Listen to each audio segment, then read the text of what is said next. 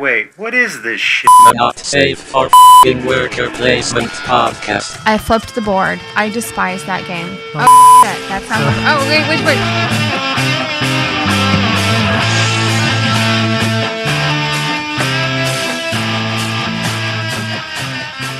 Hello and welcome to the 9th episode of the Not Safe for Worker Placement podcast, a board game podcast brought to you by me, Leandra. And me, Ben. We're married and we're here to talk shit about board games. Yes, we are, babe. As per usual, we're here. How's that pregame shot treating you? It feels so hot in my belly. I don't know what you gave me. Well, read it. It's Elijah Craig. It's my favorite whiskey. It's horrible, and it is made for men. Yeah, it's not the greatest shooting whiskey. It's more for sipping, drinking. No, and you filled the whole thing up. It was a pretty. It was a big manly shot. Yeah, well, you can handle it, babe. No, I can handle it when it's pink or when it's creamy or. Ew. Well, I like my pecan whiskey with the Baileys mixed in, like when it's girly. Ugh. This was wretched, and it's sitting in my stomach like a big hot tamale. Don't worry, I'll get the tweezers out and pick the hair off your chest tomorrow morning. Okay. I'm gonna need it. You might need it. All right. Well. Episode 9 is here. Have no fear. We're queer and we're all clear. I don't know. Why do I try to rhyme? It's never a good idea. It's a really bad idea. It's always a bad idea. And you can't edit it out because it has to. Our listeners need to know how horrible you are at writing. Oh, I can edit anything out as long as if I sound bad, I edit it out. If you sound bad, you make it echo. Yeah, like last week. You have one of those in the chamber for us today? No, I did. I took one sip of your beer after the hot whiskey in my belly, and it didn't go so well. So okay, so no beer today. You're liquor free. I'm not sniffling. Not really, but you're not sniffling. I know. I'm not hey, sniffling. Don't curse it. Knock on some wood. Okay, knocking on wood. I didn't want to mention it, but nice. So you're liquid free. That's good. Yes. No gas. No gases. I think we're ready to rock on this episode 9. All right, well, this is the Not Safe for Worker Placement podcast, and you can find us. You already have found us, but if you should like to find more about us, go to our website at www.nsfwp.com, where you'll find links to our Facebook page, Twitter, and iTunes on this episode's page. If you are an iTunes user, please go rate us and give us a review, because that's the only thing that really matters on iTunes is 5-star ratings and reviews. If you do one without the other, for some reason it doesn't do as much for a podcast. Stupid. Isn't it though? They have this weird algorithm that basically if half of our regular listeners were to go and rate and review, we would shoot up to the top of the page on gaming. Come on, podcasts. People. It's just it's crazy though. That's all it takes. But because nobody does it, nobody actually goes on there and reviews them. I went to go review a new a workout YouTube channel that I found today. It's called HasFit, and it's a married couple. Anyway, I really enjoyed the workout I did. Anyway, I got on Facebook today. I went to go give them a review, and I wanted to give them 5 stars. Yeah. But then it required me to write 50 have 50 characters. I don't want to do that. I just want to say, liked your kettlebell workout, 5 stars, and move on. I was like, well, I don't have 50 words to say. So I think iTunes may be the same way. I've never actually reviewed anything on there. I should have. I have a lot of favorite podcasts. I should actually review them. You can't be telling our listeners to do it, I know. And you haven't even I don't expect anybody to. I'm just saying I should do it too. I'm going to be a better podcast listener and start doing it myself. You should, babe. You should all do the same thing. But there's probably better podcasts than us. You go rate and review to get your chops up. And then when you get around to it, rate and review us. There you go. All right. So, like we do every week, we're going to talk about some board games. And we have played a few here in the last week or so. I played last week at game night. I'm not going to talk about what I played at game night because I don't even remember right now. But we did have a separate game night last weekend at Catherine's house again. And we played the werewolf. The Ultimate Werewolf. She had another night of it. You were planning on coming. Didn't work out babysitter-wise. Yeah. So I went up there with Vaughn, and he was my DD, so I kind of cut loose. Yes, you did. And we played some werewolf. And this time, usually Catherine has, I think last time it was when we did a little feature on it, I think there was like 15 or 18 people, something like that. This time we only had 8 at the most that showed up. So werewolf is better the more people you have, because the more extra rolls you can add in and the more convoluted it can get. And so this was basically a bare bones game with one werewolf and one minion, which is sort of a werewolf, but can only win with the werewolves, but isn't really a werewolf, and villagers, and one seer. And it's a little bit less strategic and bluffy at that. It's more of like just all out accusation and trying to, read people's reactions to being accused. And it's still fun, still a great game. We had a couple people who had never played before, and so they got their, werewolf cherries busted, and that's a gross that was really way a gross term. That was kind of disturbing. Well, I mean, a werewolf is gonna bust a few werewolf cherries every now and then. That's so nasty. Anyway, so we played that, but then a couple people left, so we were left with less people than that. And then we broke out one of my all-time favorite party games. Also, it started raining, so we had to move inside. And this game is perfect for, the 6 to 8 people range. It's called Monikers, and it's one of the most fun party games I've ever played. I told you the other day, I don't have a copy of it, and because we don't have that many people here that often to play this kind of game. It's kind of everyone sitting around drinking, but you have to have at least 7 people, at least 6 people, I think. Monikers is basically a play on sort of like charades. You got a giant box full of cards, and they just have like stuff on them. Usually it's people or like internet things, and the card will say what it is, and then it will have an explanation, a very detailed explanation of what that thing is. So in case you don't know it or nobody else knows it, you'll be able to get it. And how it works is you get a whole bunch of cards. You pick so many for depending on the players you have, and you start a timer for 1 minute, and then you just start in the first round. You can say anything you want except for the name of the card. You can read the card, the explanation or whatever. You just can say anything you want to get people to guess that thing on the card. And so you get as many as you can get in a minute, and then you pass the deck to the next player. And you usually play teams, or if you have less players, you can play like it's this weird individual scoring thing. But anyway, and then that goes around until all the cards have been guessed. So everybody's going to know will have heard every answer to every card in this deck. And then you go to the second round. And the second round is you can only say one word. And in the first round, you can't pass. So you have to figure it out. You have to keep going until you figure it out. Second round, you can start passing, but you can only say one word. So you're going with this deck, and everybody's heard all the stuff that's on the cards, but it's up to memory and your ability to say the one word that keys them off to that thing. And so that goes until all the cards have been selected again. Then you shuffle them all up again. You go to the third round. Third round is charades. And so that's all you can do. So everybody's heard them twice. They know every card that's in there, theoretically, if they were paying attention. But all you can do is charades to get them to guess. And then sometimes that comes down to people just shouting out words of cards that they remember because they don't know what you're doing, But either way, that counts too. And you keep doing that. And then there's an optional fourth round where you can throw all kinds of weird shit in, where you can like only use your hands or like finger puppets or sock puppets, or put a sheet over yourself and do charades. So you're like a ghost doing charades. There's all kinds of variants of how you can do that fourth round if you want.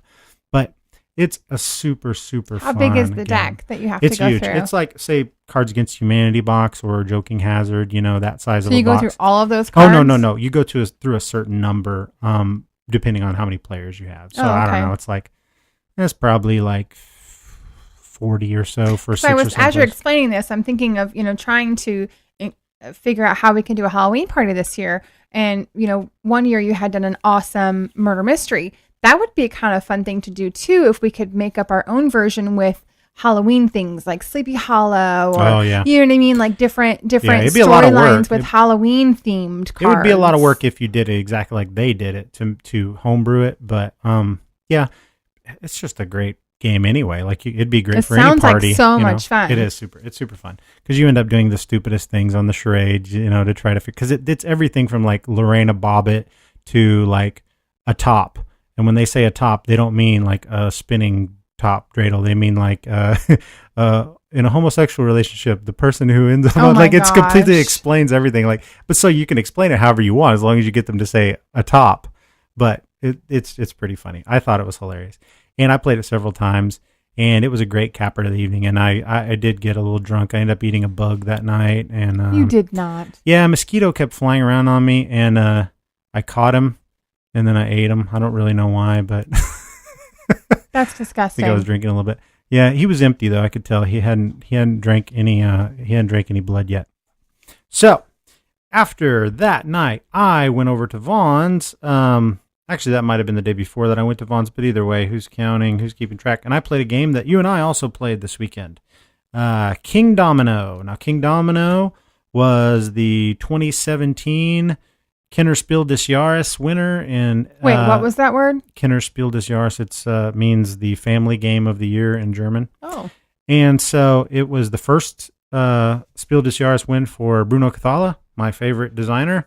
And I didn't know what to expect about it. It looked as a very small box, and everybody likes dominoes. We like to play, Mexican Train and stuff like that. So the idea that it's a strategy game with dominoes designed by Bruno Cathala, how could that be bad? I right? did not at all get that it was dominoes. Like Well- it never, like it playing the game, I didn't really feel like we were playing dominoes. Well, you're not. But the idea is, you got two-sided domino-shaped boards. domino-shaped tiles that, Yeah.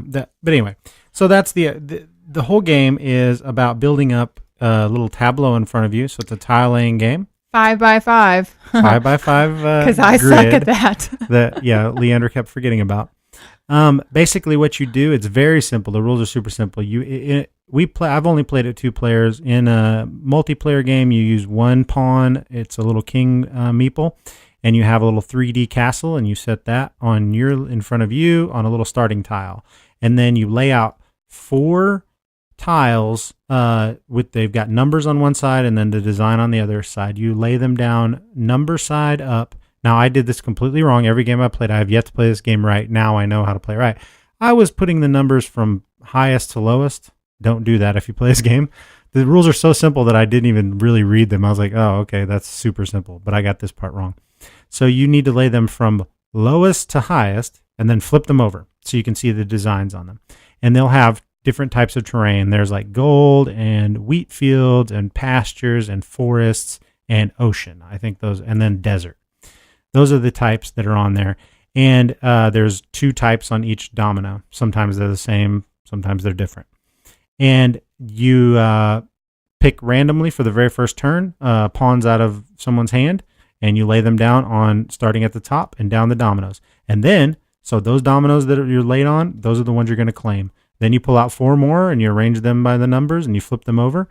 And then the person on the top of that original stack that you made, that original column that you made, person on the top with their pawn, they move it over to whichever one they want to choose of those 4 the new ones. And if you choose the top new one, that means you're going to be the first player on the next one to choose. And when you remove your pawn from the one you were sitting on, you take that tile, and then you must place it in front of you. And when you place it in front of you, you have to start out connected to your starting tile, and your starting tile is wild. After that, the only rule is that you can only put a domino connected to a domino with at least one of the same type of terrain on it. And you're supposed to stay within this 5 by 5 grid.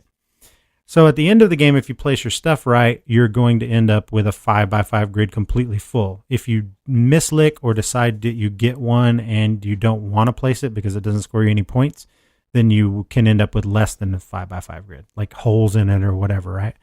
And then at the end of the game, you add up points by, some of them have crowns on the different terrain types. And if you make the terrains connect, you add up the number of crowns in that connected terrain type and multiply that by the number of squares of that terrain type. So if you've got 6 connected and you have a total of 3 crowns on all those dominoes, then each one of those squares of that terrain type will be worth 3 points. And then that's it. You add it up, and whoever's got the most points wins. What'd you think of it, babe? It's a really simple game, and it was pretty fun. Obviously I didn't grasp the whole 5 by 5 thing. We played twice, and I won once. Yep. So. And we tied once. I won once, and we tied once. Oh, I won the tiebreaker though. How did you win the tiebreaker? Because I had it was 42 and 42. But the tiebreaker is whoever has the biggest territory. And oh, that's right. That's right. You had the biggest territory. Yeah. Of course, yours was the biggest, baby. But the thing is, we've never actually played it right. Like, there was definitely a flaw that I saw in the game. It was like, okay, if you were getting the top. You were dominoes. getting in the first game. You were getting it every time. If you take the first, you in the second one. Stop it, you butthead. If you'd get on the top, the way I was doing it, if you randomly got the top pick on the first, where you draw out of your hand, then you could just take first player every time, because the reason that you line them up with the numbers on the back of them is because the higher numbers have more crowns on them. Turns out, which makes you have more points. So the higher numbers, the ones way you want. we were playing was completely screwing the person that was not in first place. Means the leader is going to always have the advantage to get the higher part. So that's why you want to lay them out from lowest to highest instead of like I was doing the highest to lowest. And immediately I saw that and I was like, oh, that's kind of weird, huh? Why would anybody ever not take that top one every time? Because it's always going to be better. And there's a reason why, because it should be down at the bottom, which means you will go later in the turn order next time. So it just adds a little bit more, because even playing it wrong, there was lots of strategy in that game.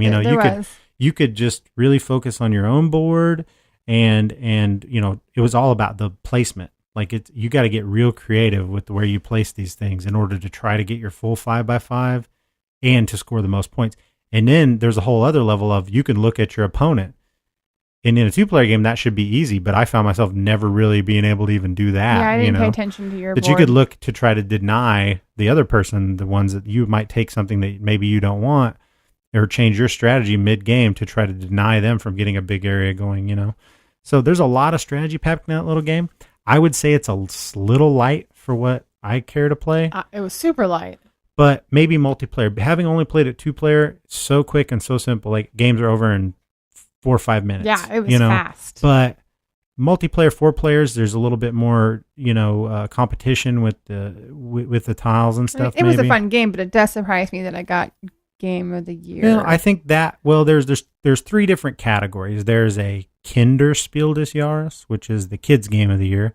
Then there's the Kinderspiel des Jahres, which is the family game of the year. And then there's just it's called something else, but the main one is Which one was this one? This one is the family game. Okay. And then there's an expert level game of the year. So, those are usually a little bit more on pace with what we play, the expert level game. Kinderspielus Claus? Yeah, exactly. Is that what you just said? Exactly. You got it right the first time, babe. Honey. Say that again one more time. Kinderspielus Claus? Is that what you said? That's it. My God, your German is peeking through, babe. Your 100% Irish German is coming through. Thanks, babe. So yes, so that's King Domino. I'm interested to try and play it 4 players to see. I think this would be a good one to take over, play with your sister, and just because it's super easy to teach, and it's really easy to grasp it and to grasp the concepts. And I think it's one of those games that's super easy to learn. But you could get really competitive with it, if everybody knew how to play. By the way, I told her about your Thursday game nights, and she really wants an invitation. Well, she totally wants to go. Latoya, consider this your invite. There you go, If you listen Toya. to the podcast, then you're invited. If you don't, her. I'm not saying anything. I'm going to tell her. Episode 9, we need to get a listener in, and that's how you're getting your invite. For sure. So that was King Domino, another hit from Bruno Cathala, and I'm just glad that this dude is cool. Like, I listened to a bunch of interviews with him. He's a good guy. He's just got this super heavy French accent, and he's this guy that talks about like what game designing means. Like, he was an engineer, and he got fired, several years back, and he didn't know what he was going to do to produce for his family, and provide. And then he got divorced really soon after that, and so he had his kids. So wait, he got fired, and then his wife divorced him? Yeah, and then he had his kids, and he had to take care of them, and he just decided to do the thing that he was passionate about and start designing games. And he said there was times where he could barely make his rent, but now he's went from that to making. We have so many games over there designed by this guy. I'm going to talk about another one in just a second. I mean, he's a machine. And I just love most of every game he makes. So he's the designer, or is he's the designer? Art, he's the designer. Graphic, the designer. Yeah, it's. I don't know laugh that. At Sorry, me. We're talking about the designer. I don't have the artist in front of me. But Then, when I was at the game night with Vaughn, we played another game by him and Antoine Bauza. They team up quite often. They teamed up on last time on Seven Wonders Duel, that we talked about before. They co-designed that. And they co-designed this game for Cryptozoic Entertainment called Attack on Titan, based on the anime series and movies. And I'm sort of a fan of Attack on Titan, the anime. I'm not the biggest fan. I don't do anime series very often. I like the movies. I like anime standalone movies like, Akira, Ghost in the Shell, Ninja Scroll, those kind of things. The series, I find it hard to get into, but the whole idea behind Attack on Titan is kind of cool. It's like this future civilization where the whole countryside has been rampaged by these giants, these walking naked giant dudes. And they have to build walls around all their cities in order to protect themselves from these things because they just eat people. And nobody really knows where they came from or what happened. And that's the whole story is about. Wait, they're naked? Yeah, they're naked, but they don't have any junk. I should show you the board. The board is cool. The board in this game is just a big giant, one of the Titans standing up. He's this big dude, and they have like extra large giant mouths, and they got no junk. They look like Ken doll down there. And so you have to, in this game, you have that, right? You have this 3D thing, and he has platforms on him, levels on him, and there's this little cardboard building that you build next to it that has 2 levels, and you put some plastic cannons on this thing, and so you've got that going, and the Titan has a health meter, and then someone plays the Titan, and everyone else, or if you're 2 players, the other player plays the people trying to kill the Titan, and it's a dice rolling game. It's a pretty cool mechanism. 2 players, I didn't like it. 2 players, what you have to do is you have to roll your dice, and it's pushing your luck. So you're rolling your dice, and I've got cards that I'm trying to activate with the different symbols on these dice, right? And I'm trying to injure the Titan and get him to this point. I have to get him to this kill shot zone on his meter before I can activate one of my cards to try to kill him, right? And the Titan takes all the ones, the push your luck mechanisms comes at every one of my dice has a Titan head on it. And every time I roll a Titan head, it's gone, and I give it to him. And then the Titan can then use that on cards he has to activate his powers to try to kill my dudes. He wins by killing one of my people or eating all these civilians that are there or killing or destroying all the cannons. I win by doing enough damage to him and finally getting a kill shot. 2-player, it's too hard to do anything against him. Like, Vaughn really enjoyed it playing as the Titan. Me, I was super frustrated trying to put all these things together because it's one thing about trying to keep 2 different, because you play with however many people you want when you play 2-player. I could have played it with 3 dudes on my own, but that would mean I had 3 different colored dice and 3 different sets of dice I'd be rolling and trying to keep track of them. And That's my favorite way to play.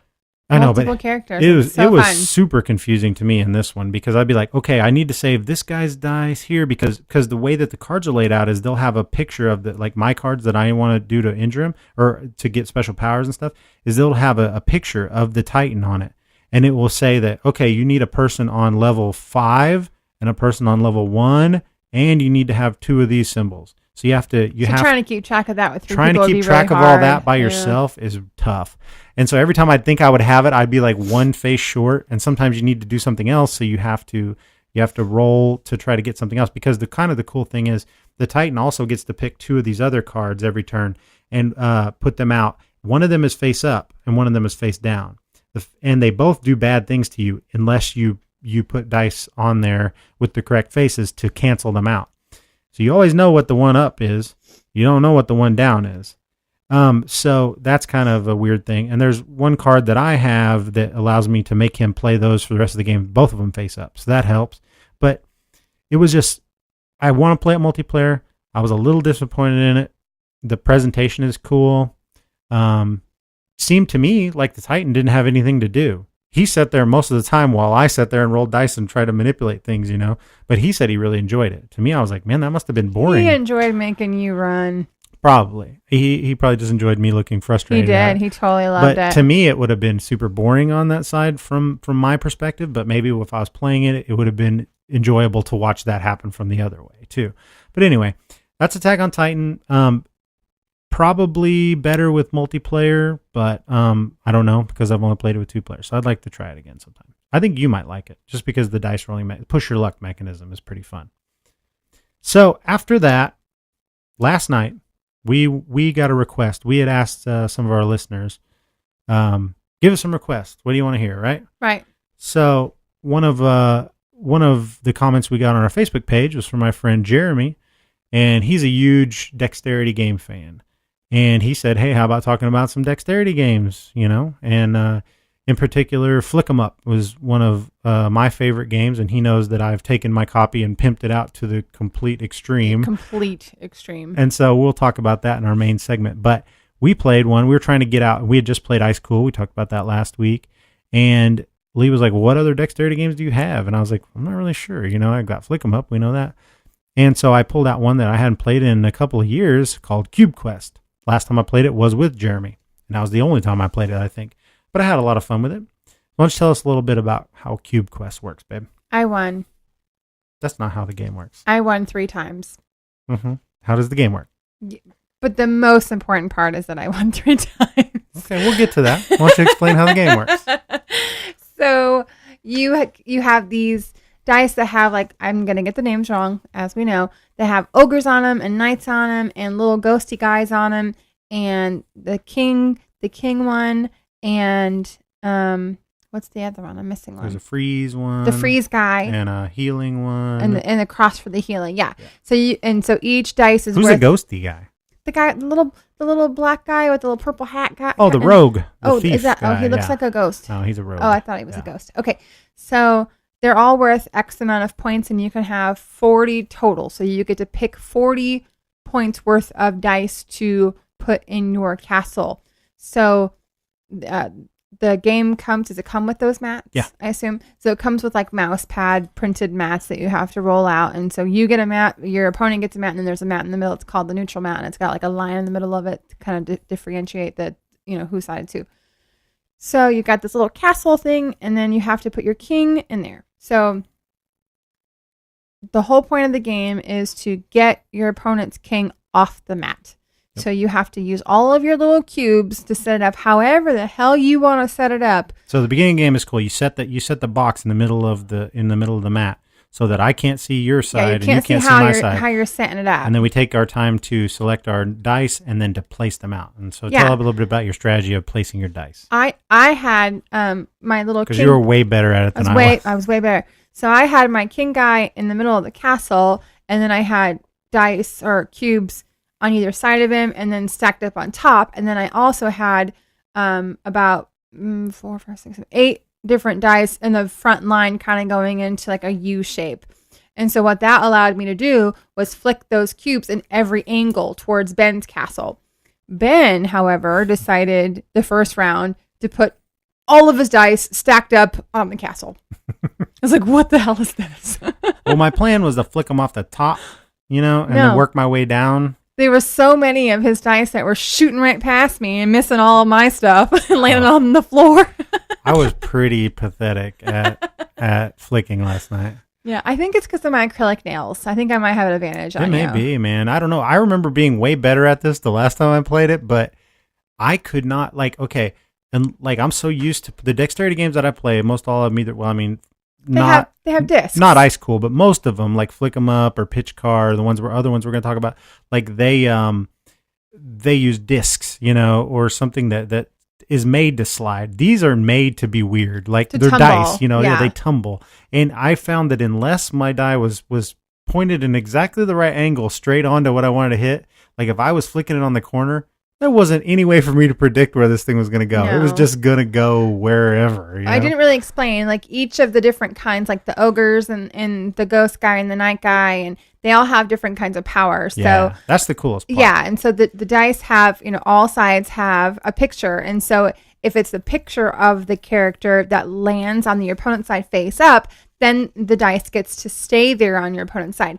If the dice lands and it's a shadow of the character, then you can roll, and if you roll it and it lands with the picture, then the dice gets to stay there. Then you take it back to your castle. Then you take it back to your castle. So then you don't lose it. Yeah. But then the healing dice, you get to bring back 6 points worth of dice. So you can kind of keep on bringing back that healing cube, which I didn't really realize you could do to the last game. That was really nice. And I don't really know if you're supposed to do that, but we were both doing it, so I say it's cool. Well, but house rules. And each die has different number of those faces on it. So like the grunts, like the ogre guys, they only have they have 2 faces, and then the rest are shadows. 6, so they're much more likely to get captured if you flick them across.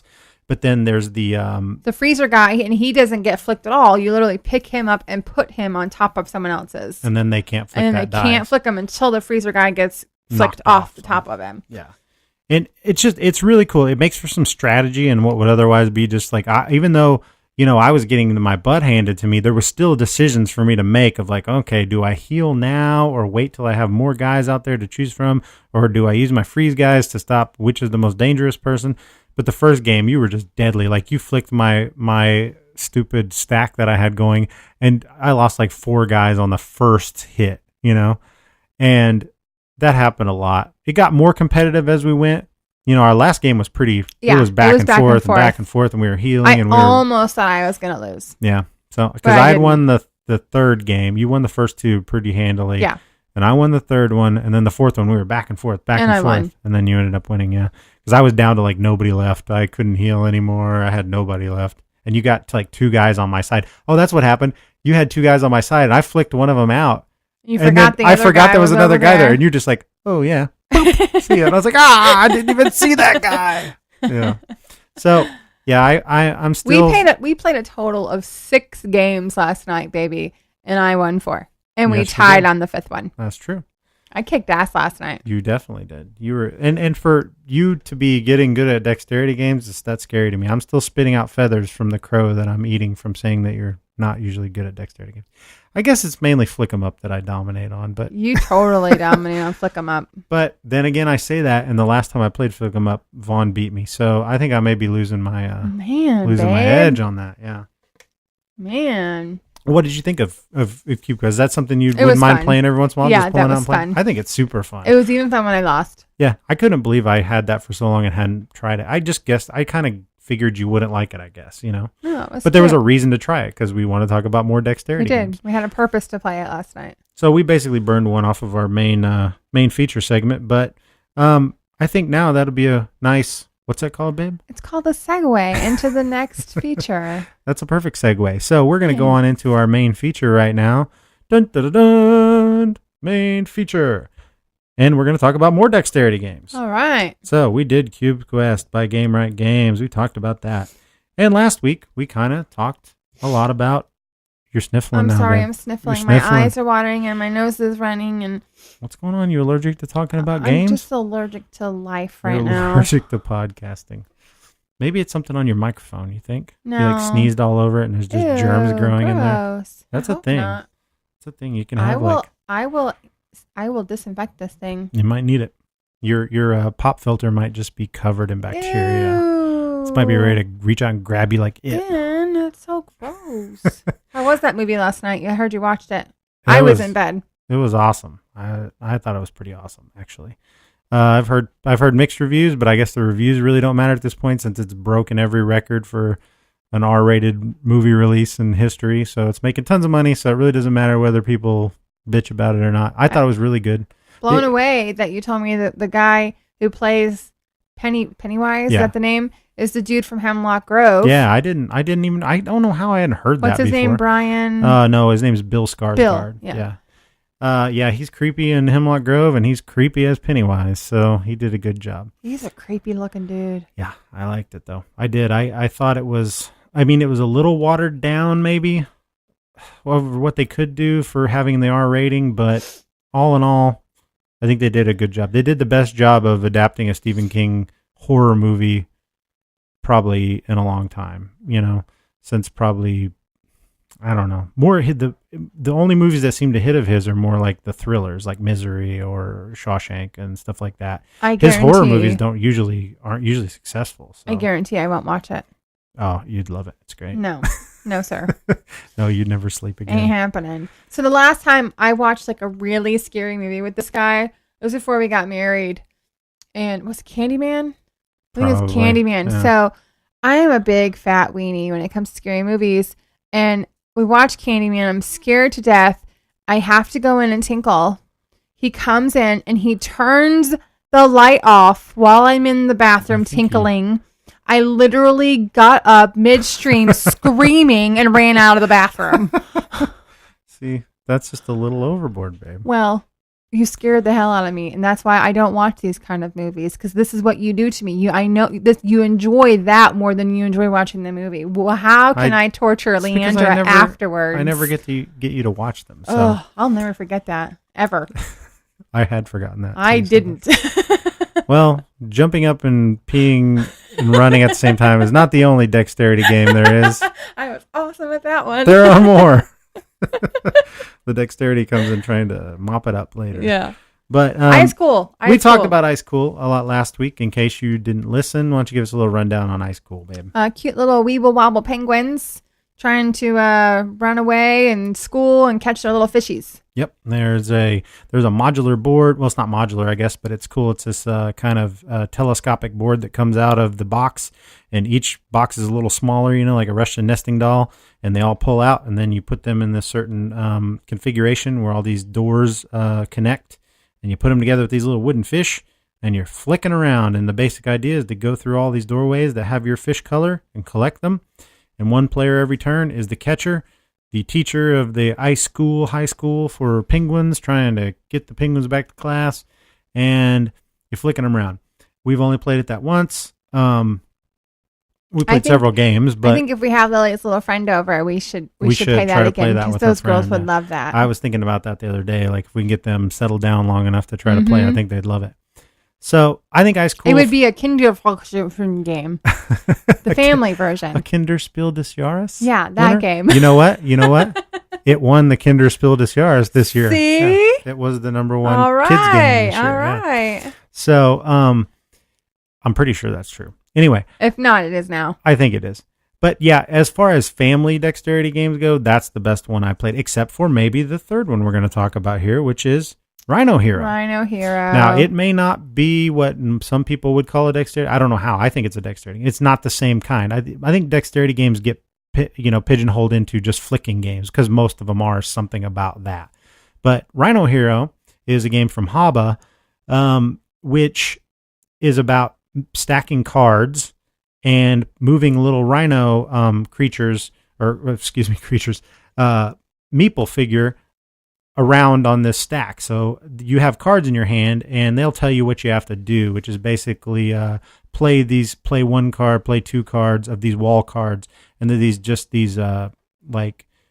double-sided cards or double length cards that are folded in half, and you basically have to build a tower.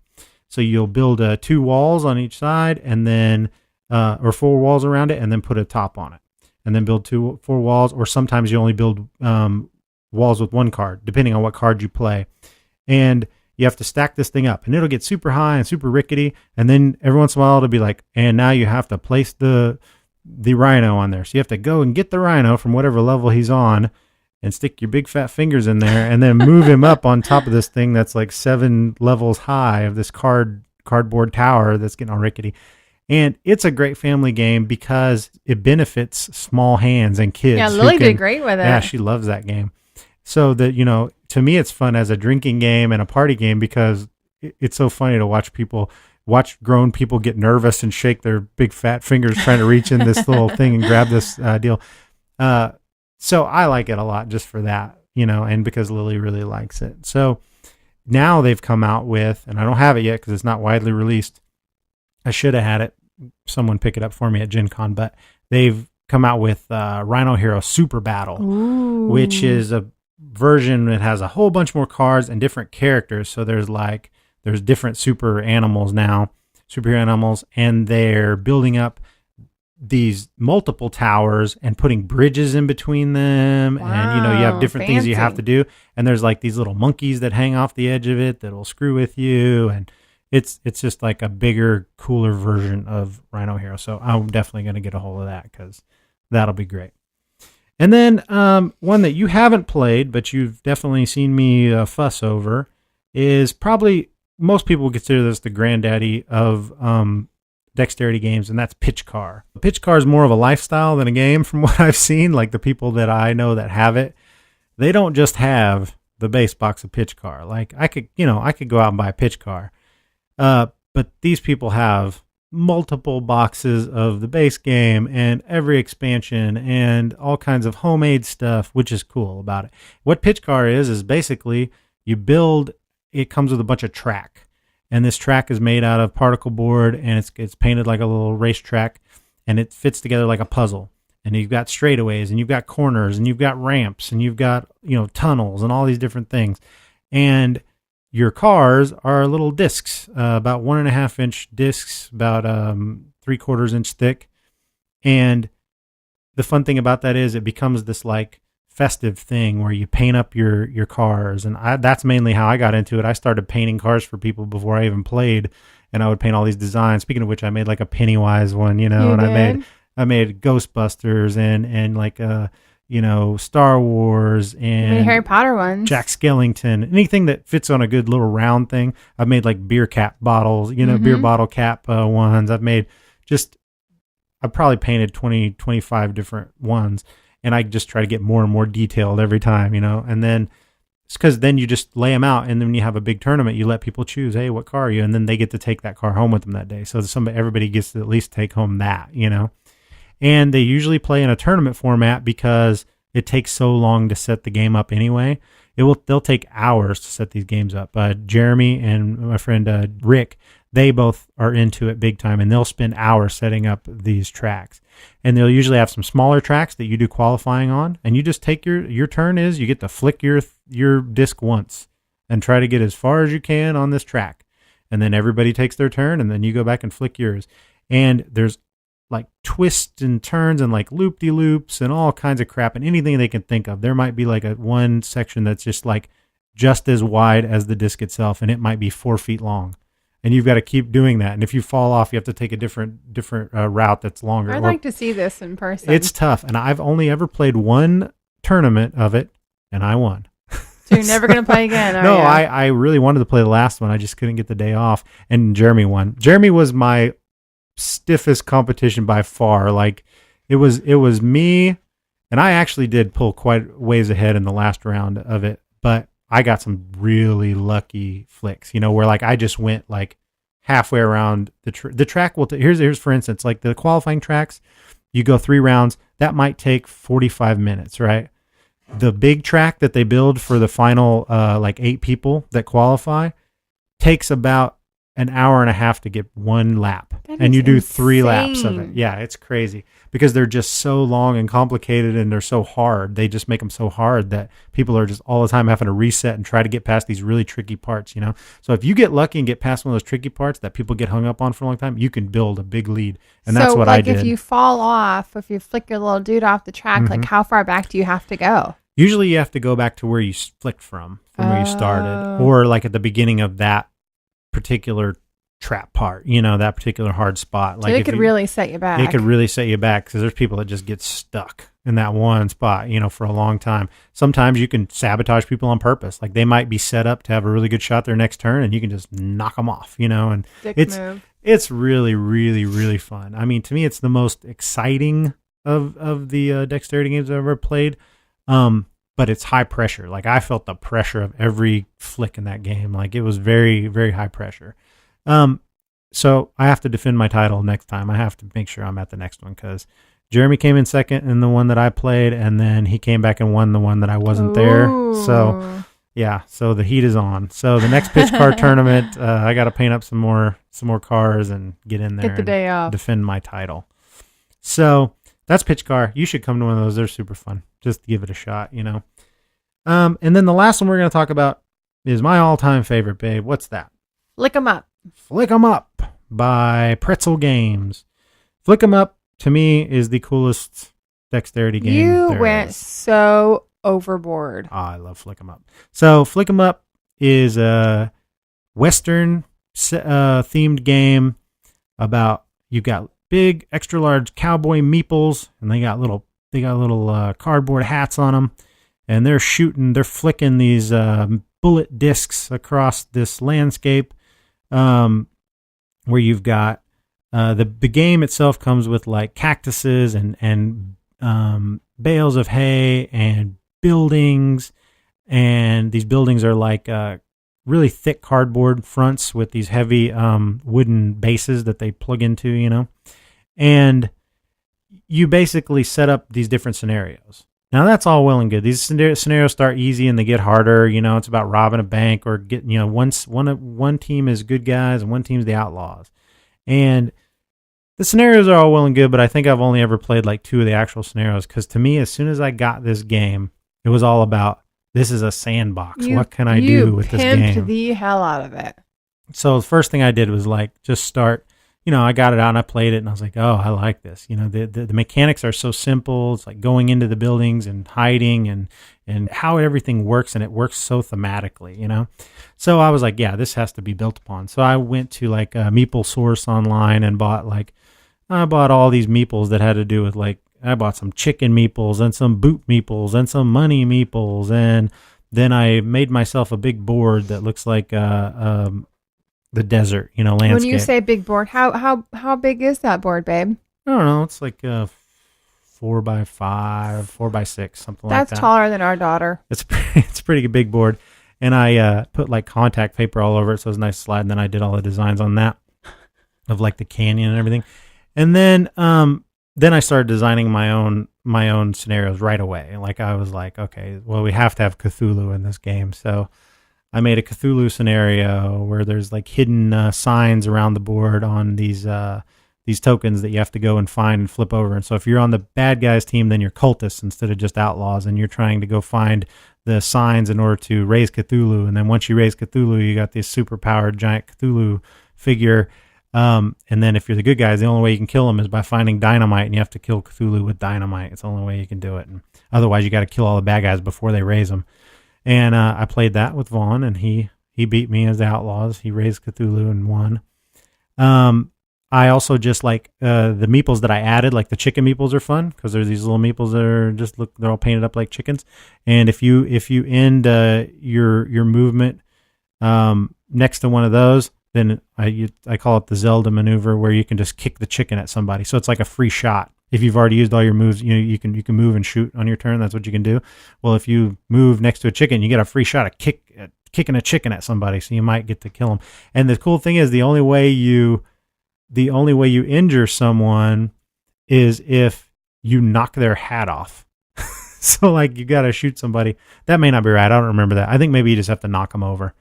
But yeah, anyway, when you knock them over, then they're injured. That's right. I don't think you have to knock their hats off, but that's kind of cool because their hats are two-sided. Yeah. So when they've been activated, you have to flip them over.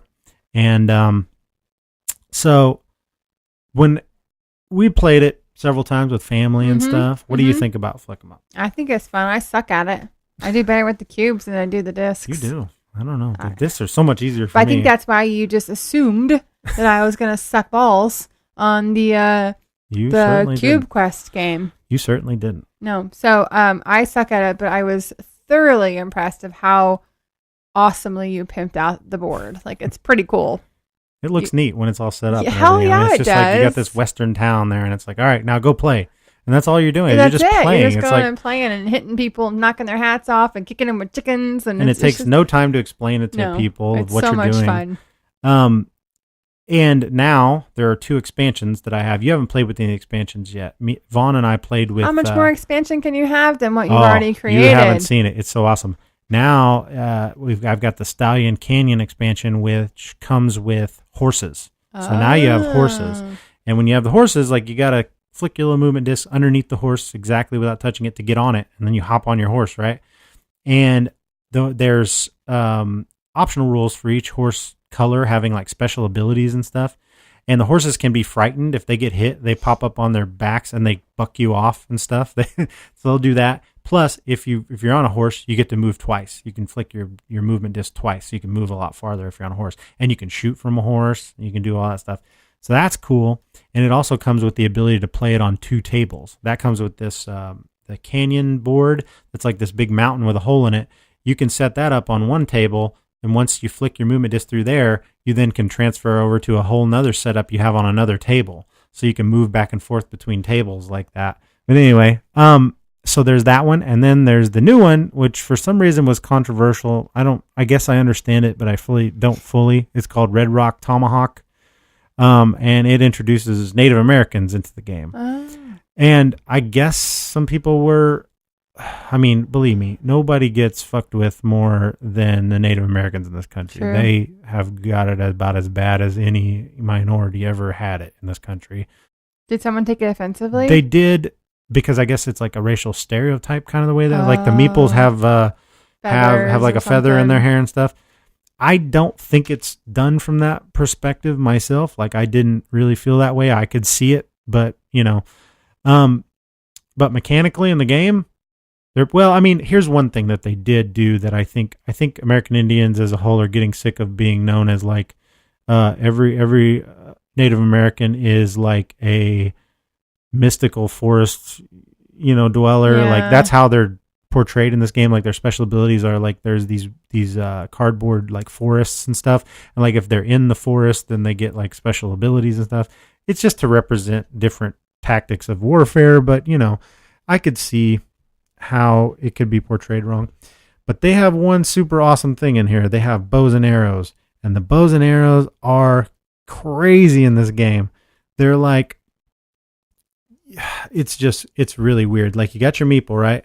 And the Native American meeples are set up with this like different arm than the cowboys are. And so like they got this little slot that you can put this little bow into, and it's kind of a guide. And then you've got like this long, maybe 1.5 inch long, slender wooden square piece that you fit in between that part and their body, and you can flick it as an arrow. Like an actual arrow. The first time I did it, babe, I shot it with such velocity that I knocked Vaughn's dude like 5-6 feet off of the table. And I was like, oh my God, why did we not, like, that's so deadly. And then almost every time after that, I completely missed with them. But the first time was triumphant. the potential of them, if you're good with them, is awesome. So I was like, wow, that's amazing. And it just adds a bunch of like terrain and stuff to it. But I have so much crap for Flick 'em Up. And now there is a Dead of Winter Flick 'em Up, which Dead of Winter is a zombie game that you really hated. You played it once and just despised it. It's not my favorite game either. But there's now a Flick 'em Up version of that's cooperative somehow. I don't really know how you can be co-op. Maybe it's one person plays the zombies, everybody else plays the good guys. I'm not sure, but I've got to get a hold of that just because I have to have everything. Just because. Flick 'em Up. Yeah. So to wrap up dexterity games, what do you think? You interested in playing more? Sure. Because there are more out there. I think we've kind of covered the big daddies of it, but there's a new one coming out from Renegade Games called Flip Ships that I hear is really, really good, and I want to try that. It kind of has... Wait, did you say flip ships or flip shits? Yeah, flip shits, babe. It's about flipping cow patties over. No, it's I can't say what it is now. It's flip ships. I can't pop peas. I got a shield here, so I can't pop my peas. But yeah, flip ships. So that's our dexterity games segment. Leandra is much better at them than I thought she was going to be. And that leads us to our next commercial. A commercial. All right, let's do it. There's an ad for Moon City Con. Hello, all you geeky gals and guys. Have you ever wanted to go to a board game convention in Southwest Missouri? Well, guess what? Come April 14th and 15th, you're in luck. The Moon City Con is coming to Springfield, Missouri, brought to you by the 417 Gamers. And right now, you can get your special Founders Bundle that comes with 2-day passes and one Founders Exclusive Run t-shirt right now at www.mooncitycon.com. Don't miss out. These tickets are going fast and the discounted rates will not last. We'll see you in Springfield for the Moon City Con. All right. Well, we got something new this week. We thought we'd give a try. What we got, babe? I thought we'd try a different segment, do a little trivia on the show. I'm thinking about doing some giveaways here in the next episode or two, and I thought we could get our listeners primed up with a little trivia of our own and show them how bad we are at it. And we might have some trivia coming up later at the end of one of our episodes to give away a game or two. So the reason I thought about this one is I was listening to some other podcasts and they were talking about this game. I really don't even remember the context. And I was thinking, well, we have this game and I used to really enjoy it. I think it's kind of fun, but it's the battle of the sexes. And the one thing I keep thinking about it is that maybe it's the conceit and the point of the game is that men will sometimes surprisingly get the women's questions, but I don't really think it's pretty common knowledge, and I don't really, like, if you're a man and you don't know half of these questions on the women's one. I don't know half of the questions on the woman's Well, one. and it may turn out that I don't either, but several times that I've played it, I just realized I was like, well, I know all those answers. Why is that woman specific necessarily? It's like about commercials and things. I just think it's a dumb way to try to, like, men are from Mars, women are from Venus. Isn't that a cool idea for a game? I don't know. I kind of think it's sexist and stupid, but well, let's just see what let's we got just here, see how we babe. can do. So we're each going to answer 5 questions. I'll answer from the female questions and you answer from the male questions. Do you want to go first or do you want me to? You can go first. Okay. So give me my 5 questions. I'm going to give you questions. Yeah. Okay. The first question. What is the common name for the alligator pear? Holy shit. This is a female question. Papaya? No. Okay. I mean, who knows no that? idea what that is. Are you ready? Yeah. An avocado. Really? Who the fudge knows that? I don't know who the fuck or fudge knows that. Like, I don't understand. I don't know. Well, I'm a dummy. Okay. I am that not in touch with my feminine side. All right, give me another one. All right. Next card. The juice of what fruit can be used to lighten hair color? Lemon. Yes. Woohoo! Good job, baby. That was a total guess. Well, it makes sense because of the acid. Yeah, I guess that's what I thought. Yeah. Okay. Next. I didn't know this answer either, so I'm going to ask you. Who was Snow White's sister? I didn't know Snow White had a sister. Ooh. I didn't need... Oh. Evil... Oh, no. No, that's her stepma. Beats me. Rose Red. Oh, yeah, I should have known that. How? I didn't know that. Only because of, like, Descendants or whatever that Lily watches. I should know that from that. I seriously didn't know that. Okay. Let's see here. Oh, what is the best way to store egg whites? In the shell. To freeze them. Oh, okay. Well, why are women supposed to know these answers? Because a woman belongs in the kitchen, right, babe? F you, babe. Well, no, that's not what I think. That's what this game thinks. That's why it's Battle of the Sexist. Stupid. All right, so I didn't know that one, so I got one more here. All right, one more. Let me see. Well, everyone knows that. That's stupid. Okay. You have other cards. Pick another one. I don't even know that word. Let's pick another one. My God. Okay, I don't. Obviously, you're gonna know this, but this is the reason why this game sucks so bad. Listen to this question: belts, gloves, jewelry, handbags are all part of what women's outfit? Like they're accessories, of course. Accessories, yeah. But how is that? That's also part of a man's outfit. Yeah. Like my how? purse and my How gloves is are part this of my just a woman's question? Like, I don't know. Give me another one. it That one's doesn't- stupid. That's so effing That one's stupid. This game makes me so angry. Just makes me angry. Really? The product equal is a low-calorie alternative to what? Sugar. Well, duh. No Woohoo! shit. All right. No, that's stupid. I'm feeling my estrogen flow, babe. I'm feeling it. That's so dumb. Well, I only got 2 out of 5, so... It's like they give, like the women questions are stupid, dumbass, everyone should know questions, or no one's going to know them. And men are literally just men questions. I don't know. Let's see. Let's see. I'm getting all I've got riled some up, babe. manly questions here. The chest hair is popping out of this deck. All right. I'm not going to know any of them.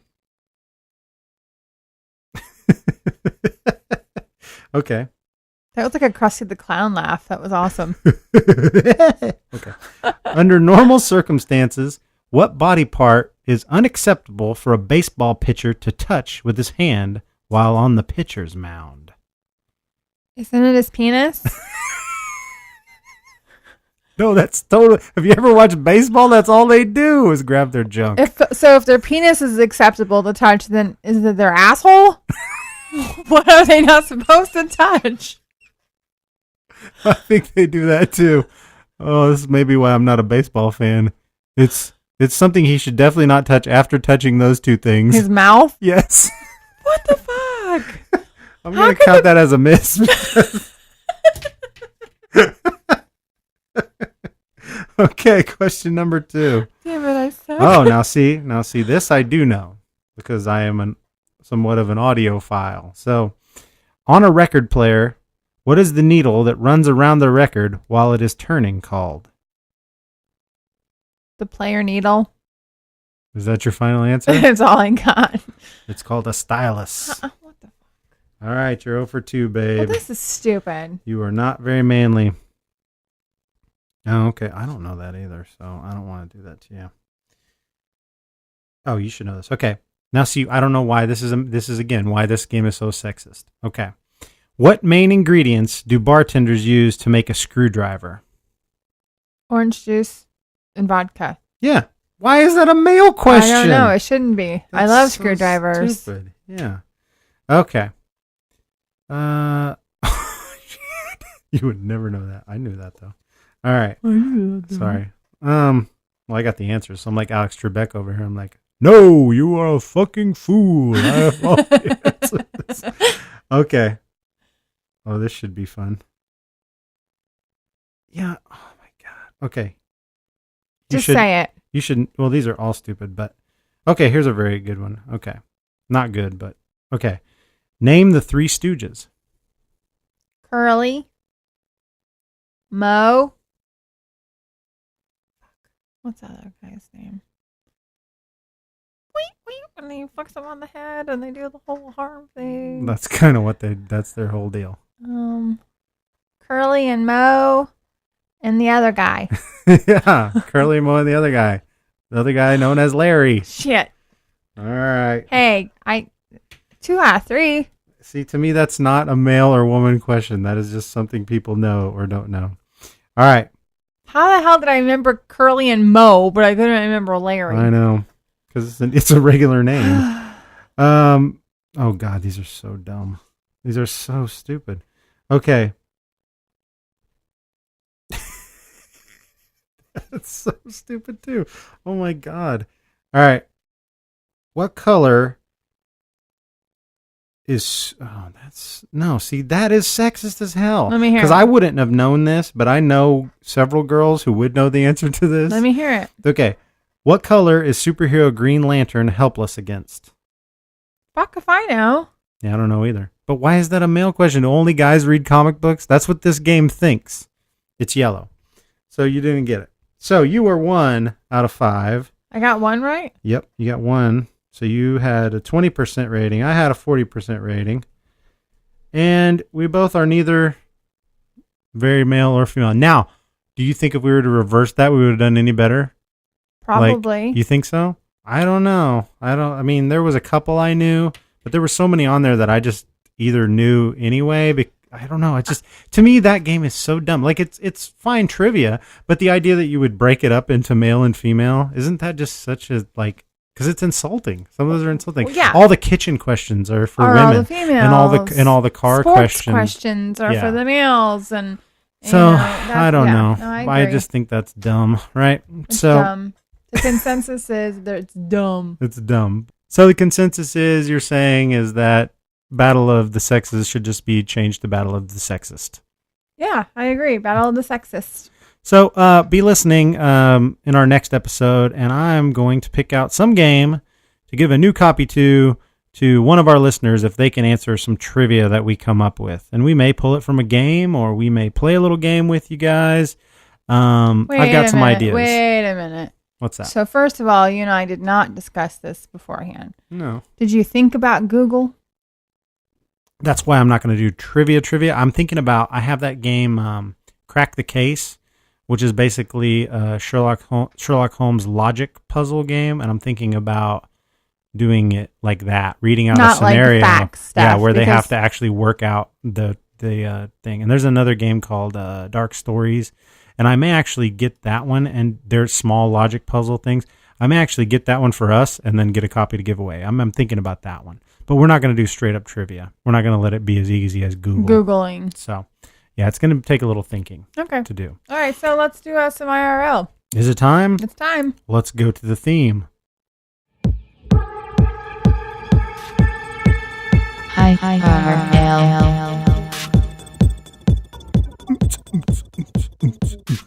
Oh, we're back. All right. I can't even let the theme do its work. No. Babe. So we're back with IRL. What's going on in the world? Good news for us. Yeah? Yeah, tell them. Tell them what? What's first on the list? Oh, I thought you were going to do it. No. My dad's gone home. Yay! Yay! He's all healed up. Well, not all healed up, but he's healed up enough where he's not doped up on painkillers enough to sleep in our spare bed, and he complained that it was too uncomfortable, so he went home. And he had a lot of work to do in his house. There was a lot of electrical damage from the fire in his shop to his main house, so it caused a low current thing that burnt up a lot of his electronics, like his microwave and his refrigerator and his washing machine. So he's at home trying to get all that stuff straightened out and get all that replaced. But he's gonna be okay. Yeah, he's gonna be fine. And so we're kind of back to normal here at the homestead. It's been nice this week. He came up one last time for me to change his bandages today. Well, he comes up every week anyway. Once for a week. Dinner, yeah. He comes up for dinner. But I changed his bandages probably for the last time that he'll really need the full bandages this time. So that's good. That's good news. So he's on the mend. Woohoo! And what else is going on? So, okay. I have decided... Let's get into it, babe. ...that I want to focus on more strength training. So last week... You're going to get buff. No, I don't want to get buff. You get jacked like Hugh Jackman. Shut up. I don't want to get buff. But I would like to tone. And so I went to the gym. But you have workout stuff here at home. I do. I have... Well, yeah. I have workout stuff here at home. But I wanted to try like big weights. So you went to the gym. I went to the gym and it's horrible. It's horrible. I don't know what any of that shit does. And I feel and look like a complete moron. So the first time I went was last week and there was no one there, thankfully. So I can just look like a moron by myself.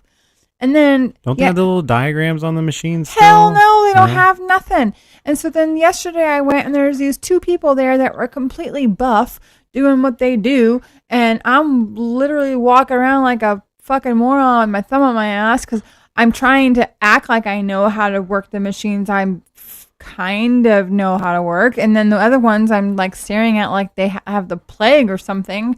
There ain't no way Why didn't you ask one of the buff people? Because I'm too embarrassed and because I'm so intimidated. Like, and it's a thing. Like, it's a thing. So I'm on my health fitness community center and I'm reading up on these other women who have started strength training, and every single woman says the same thing. Do not let the gym intimidate you. Do not let the buff guys. But it's so hard not to. Like, you walk in there and you're all flabby and your arms are Batman waving at you and you don't know the machines. You don't know how to work them. You don't know how strong you can do. You look like, and then there's people that do. It's such an embarrassing, intimidating feeling. Batman has like fit arms. Well, what do you mean? It was waving at me. It's like waving. Like, oh, like a bat wing? Yeah, like bat wings. It's like waving. I thought Batman arms would be good. No. Sorry, I got sidetracked there. That's okay. No, you don't have any bat wings, baby. You are getting toned with like your kettlebells.